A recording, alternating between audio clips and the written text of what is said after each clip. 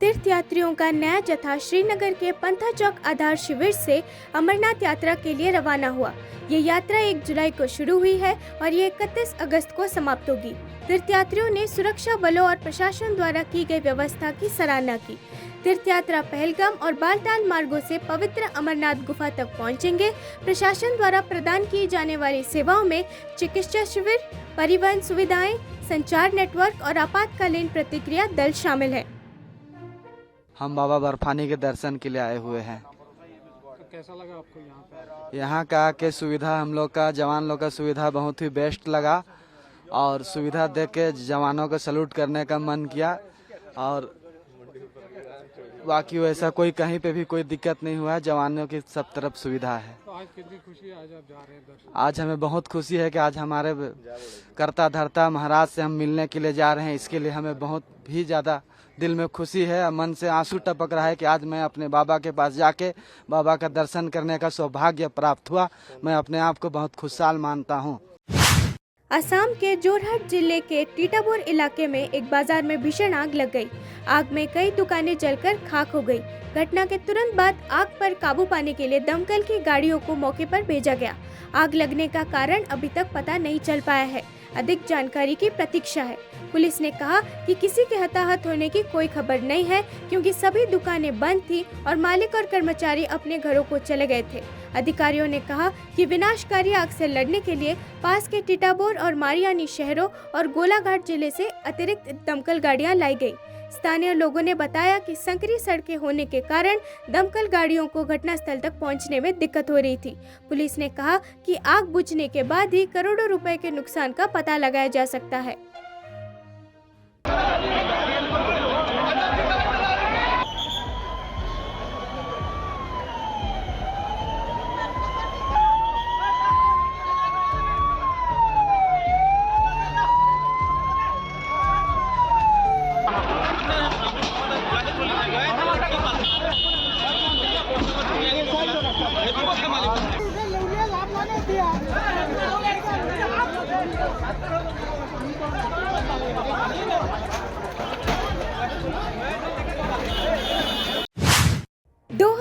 Athens Olympic में shooting में रजत पदक जीतने वाले भारतीय जनता पार्टी के नेता राज्यवर्धन सिंह राठौड़ ने कहा कि भारत ने बड़ी प्रतियोगिताओं में दबदबा बनाना शुरू कर दिया है।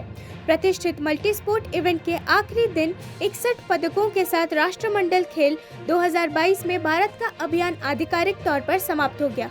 एशियन खेलों का 19वां संस्करण अब इस साल 23 दिसंबर से 8 अक्टूबर तक चीन में हांगझू में आयोजित किया जाएगा।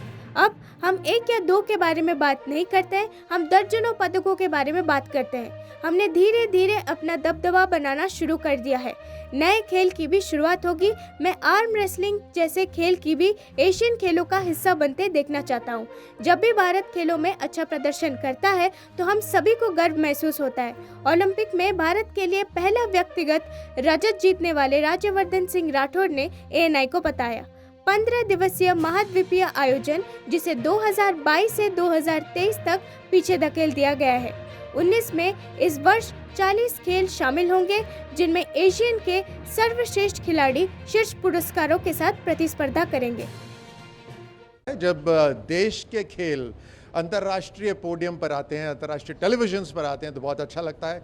दूसरा, पंजा तो हम सब ने लड़ा है, नहीं स्कूल में या कॉलेज में, और ऐसे खेल को प्रवीण ने और प्रीति ने जो रिकग्निशन दिया है उससे खुशी मिलती है।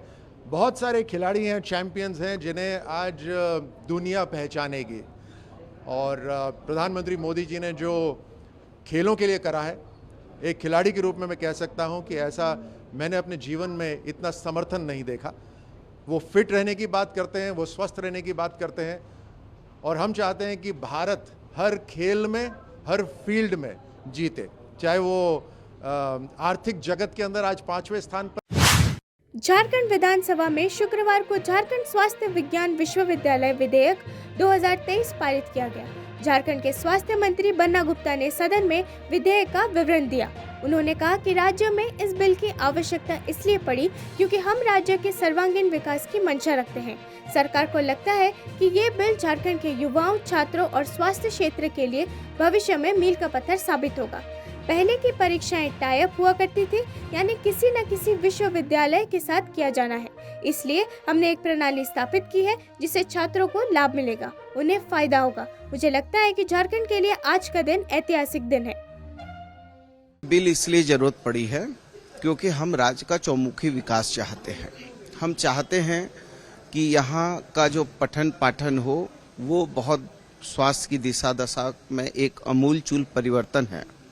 और मैं समझता हूँ कि ये आज जो है झारखंड स्वास्थ्य विज्ञान विश्वविद्यालय विधेयक जो हमने लाया है, ये यहाँ के नौजवानों के लिए, यहाँ के छात्रों के लिए, यहाँ के स्वास्थ्य की दिशा दशा में एक ये मील का पत्थर साबित होगा। क्योंकि पहले जब कभी भी एग्जामिनेशन वगैरह होते थे तो किसी न किसी विश्वविद्यालय से टाई अप करना पड़ता था। अब हम लोगों ने अपनी एक व्यवस्था खड़ी कर ली है और बच्चों को इससे लाभ होगा। और आने वाले समय में जिस तरीके से प्राइवेट कॉलेज सब जिस तरीके से पैसा ले रहे थे, भारी मात्रा में उनका जो है अर्थ दोहन हो रहा था, उसमें भी ये एक जो है बड़ी रुकावट होगी। इसलिए हम लोग आज यदि इसमें आप देखिए जिन लोगों ने संशोधन दिए उसमें से कई लोग खुद जो है बड़े बड़े विश्वविद्यालय खोले हुए हैं, तो उन लोगों को जो प्राइवेट विश्वविद्यालय खोलकर। केंद्रीय गृह मंत्री अमित शाह ने 2 दिन के उड़ीसा दौरे पर हैं। आज सुबह 11 बजे से दोपहर 12 बजे के बीच वो NHAI की कई विकास परियोजनाओं का उद्घाटन करेंगे। दोपहर 12 बजे से 12:30 बजे तक वो राज्य सरकार के अधिकारियों के साथ वामपंथी उग्रवाद की स्थिति और आपदा प्रबंधन की समीक्षा करेंगे। इसके बाद अमित शाह उड़ीसा के बीजेपी ऑफिस जाएंगे। यहाँ वो पार्टी कार्यकर्ताओं के साथ बैठक करेंगे। इसके अलावा वो यहाँ राज्य के मुख्यमंत्री नवीन पटनायक से भी मुलाकात कर सकते हैं। शनिवार शाम को गृह मंत्री शाम 6 बजे दिल्ली के लिए रवाना होंगे। इससे पहले ये एयरपोर्ट के लाउंज में होने वाली एक बैठक में शामिल होंगे। बैठक में कौन कौन शामिल होंगे इस बारे में अभी जानकारी सामने नहीं आई है। अमित शाह शुक्रवार शाम 10:40 बजे एयरफोर्स के स्पेशल विमान से बीजू पटनायक इंटरनेशनल एयरपोर्ट पहुंचे थे। रात को वो भुवनेश्वर के एक होटल में रुके। कार्यकर्ताओं के साथ उनका है बैठक है, ऑफिस बेरर के साथ, कोर टीम के साथ, विधायक सांसदों के साथ ऐसे बैठक, ऐसे अलग अलग प्रोग्राम रखे हैं। मतलब एक बात है, जैसा अभी बीजेडी ने समर्थन दिया है एनडीए को पार्लियामेंट में, तो अब कांग्रेस वाले बोल रहे हैं कि हम विधानसभा में रियल विपक्ष हम लोग हैं। देखिए, कांग्रेस तो हमेशा जैसे दुखड़ा रोता है क्योंकि वो 2nd प्लेस से 3rd प्लेस में चले गए। अभी भारतीय जनता पार्टी का वोट हार प्रदेश में 40% हो गया है। कोई भी चुनाव हम लड़ते हैं कम से कम 40% वोट हमको मिलता है। तो उड़ीसा के लोग, उड़ीसा वासी बीजेपी को ही पसंद करते हैं। और मैं तो ये कहूँगी कि बहुत कुछ चंद वोटों से ही हम बीजेडी से पीछे हैं और लोग इसका भी परिवर्तन करने के लिए मन तय किए हैं। अगले बार भाजपा का सरकार उड़ीसा में होगा, ये सुनिश्चित है। लेकिन लोग कह रहे हैं कि अमित शाह जी नवीन पटनायक को धन्यवाद देने आ रहे हैं। देखिए, ये फेडरल स्ट्रक्चर में केंद्र क्या। एसीबी ने शुक्रवार रात जयपुर हेरिटेज नगर निगम की मेयर मुनेश गुर्जर के घर छापा मारा। छापेमारी में एसीबी को मेयर के घर से 40 लाख रुपए की नकदी मिली है। टीम ने कार्रवाई करते हुए मेयर के पति सुशील गुर्जर और 2 दलालों को गिरफ्तार किया है। एक दलाल के घर से टीम को 8 लाख रुपए बरामद हुए हैं। बता दें कि हेरिटेज निगम में कांग्रेस का बोर्ड और मेयर है। एसीबी के अधिकारियों ने बताया कि मेयर के पति जगदीश पर पट्टे बनाने की एवज में 2 लाख की रिश्वत का आरोप है। एसीबी के ब्यूरो महानिर्देशक हेमंत प्रियदर्शी ने बताया कि एसीबी की स्पेशल टीम को शिकायत मिली थी कि हेरिटेज निगम में पट्टा जारी करने के लिए एवज में सुशील गुर्जर की ओर से दलालों के मार्फत 2 लाख रुपए मांगे जा रहे हैं। वहीं एसीबी की टीम ने दलाल नारायण सिंह को परिवादी से 2 लाख रुपए की रिश्वत लेते गिरफ्तार किया। वहीं जब टीम ने उसके घर की तलाशी ली तो 8 लाख रुपए से अधिक की नकदी बरामद की गई है। राष्ट्रपति द्रौपदी मुर्मू की आज से निर्धारित तमिलनाडु की 4 दिवसीय यात्रा के बीच शुक्रवार को चेन्नई हवाई अड्डे से एक सुरक्षा काफिले के वाहन का पूर्वाभ्यास किया गया। राष्ट्रपति द्रौपदी मुर्मू 5 से 8 अगस्त 2023 तक तमिलनाडु और पुडुचेरी का दौरा करेंगी। राष्ट्रपति 6 अगस्त को अन्ना विश्वविद्यालय के 165वें दीक्षांत समारोह में भाग लेने वाले हैं। इसके लिए आज चेन्नई एयरपोर्ट से राष्ट्रपति के काफिले की गाड़ी की सुरक्षा रिहर्सल की गई। चेन्नई हवाई अड्डे से गवर्नर हाउस राजभवन चेन्नई और गवर्नर हाउस से अन्ना विश्वविद्यालय तक, अन्ना विश्वविद्यालय से गवर्नर हाउस राजभवन और राजभवन से चेन्नई हवाई अड्डे तक 27 वाहनों के साथ सुरक्षा काफिले का रिहर्सल मार्च आयोजित किया गया। साथ ही राष्ट्रपति की यात्रा के संबंध में भारत के राष्ट्रपति को प्रदान की जाने वाली सुरक्षा व्यवस्था के संबंध में कल चेन्नई पुराने हवाई अड्डे पर एक विशेष परामर्श बैठक आयोजित की गई।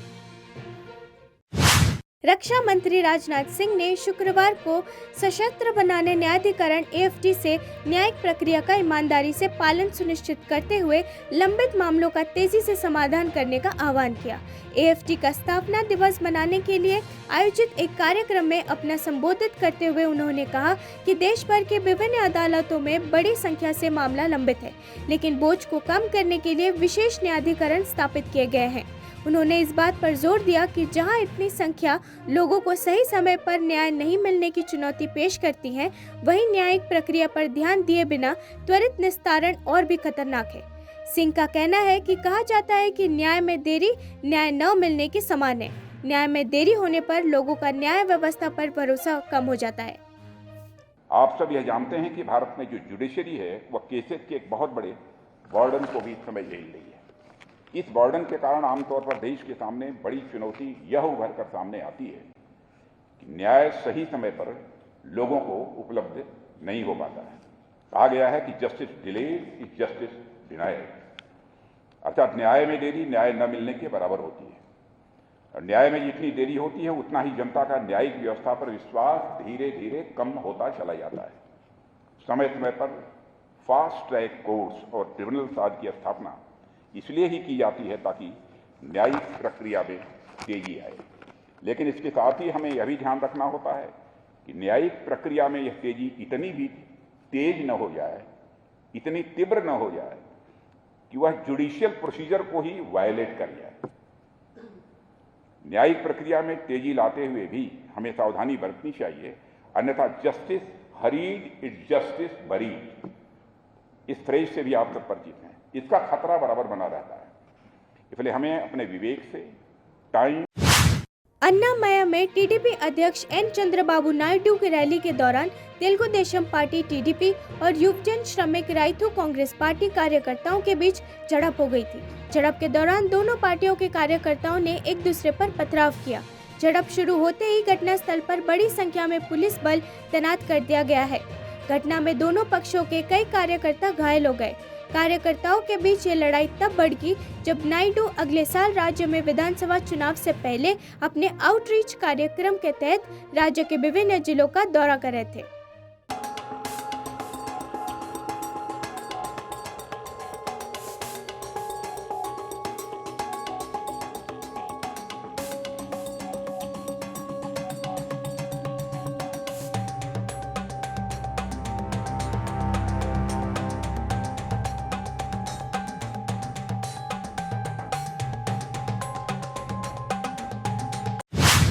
सुप्रीम कोर्ट ने आपराधिक मानहानि मामले में राहुल गांधी की सजा पर रोक लगा दी। इसके बाद कांग्रेस कार्यकर्ताओं ने शुक्रवार को वायनाड में जश्न मनाया। राहुल गांधी ने 2019 के लोकसभा चुनाव अभियान के दौरान सभी चोरों का एक ही उपनाम मोदी कैसे है टिप्पणी की थी। इस टिप्पणी के लिए 23 मार्च को सूरत की निचली अदालत ने राहुल गांधी को आपराधिक मानहानि मामले में दोषी ठहराया था। वायनाड में कुछ स्थानों पर कांग्रेस समर्थक अपनी खुशी व्यक्त करते हुए सड़कों पर उतर आए और केरल प्रदेश कांग्रेस कमेटी ने पार्टी की सभी 14 जिला इकाइयों को सुप्रीम कोर्ट के फैसले का जश्न मनाने के लिए कहा। 3 बार के कांग्रेस विधायक और युवा कांग्रेस के अध्यक्ष शफी परम्बिल ने कहा कि ये बहुत बड़ी उपलब्धि होगी और वायनाड के लोग निश्चित रूप से खुश होंगे। हम सभी ने देखा कि अयोग्य ठहराए जाने के बाद जब राहुल गांधी अपने निर्वाचन क्षेत्र में आए तो लोग उनके पास कैसे पहुंचे। इस बीच राजधानी में राज्य पार्टी मुख्यालय में भीड़ लगनी शुरू हो गई। अब सभी की निगाहें इस बात पर है कि राहुल गांधी की लोकसभा सदस्यता कितनी जल्दी बहाल की जाती है। गौरतलब है कि राहुल गांधी ने 2019 के लोकसभा चुनाव में वायनाड से 4 लाख से अधिक वोटों के भारी अंतर से जीत हासिल की थी।